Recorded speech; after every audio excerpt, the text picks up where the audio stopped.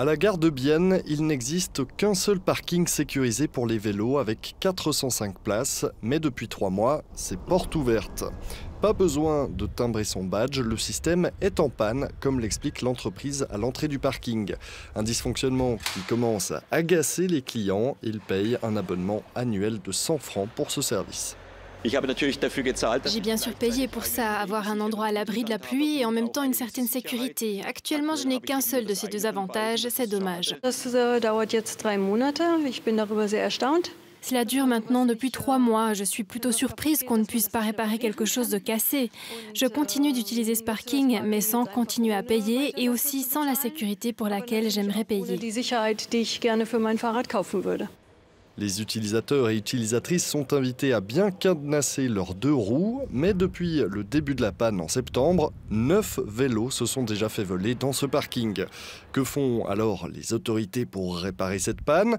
Une question posée via une interpellation urgente au Parlement biennois par 2 conseillers de ville membres de ProVélo. À Bienne, on est le numéro 3 dans les villes où le plus de vélos se font piquer, se font voler. Et pour nous, comme ProVélo, c'est vraiment central d'avoir des infrastructures, de places de parc, de garde pour les vélos sécurisées, notamment des gens qui font des trajets depuis Peterlund, depuis Orpont, à la gare en e-bike. Parce que si vous faites piquer 1, 2, 3 fois votre vélo, votre e-bike, à la fin, vous prenez la voiture ou le train ou le bus. Le parking appartient à la ville de Bienne, mais il est exploité par une entreprise externe. Contactée par Télébilingue, ni les autorités biennoises ni la firme n'ont souhaité répondre à nos questions. Un manque d'informations, notamment sur la question du remboursement des utilisateurs. C'est un peu compliqué, on se pose pas la question pourquoi les gens ils doivent faire eux-mêmes appel de se faire rembourser. Bon, apparemment la réponse que l'entreprise, ils ont perdu tous les données de leurs clients. Alors, imaginez-vous ça, vous avez des clients, d'un jour à l'autre, vous avez toutes perdu les données. Donc je crois, dans le privé, partout, personne ne pourrait se permettre de travailler comme ça.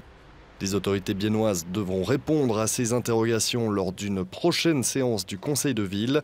En attendant, la porte du parking, elle, restera ouverte. Selon nos informations, il faudrait encore plusieurs mois pour trouver une solution.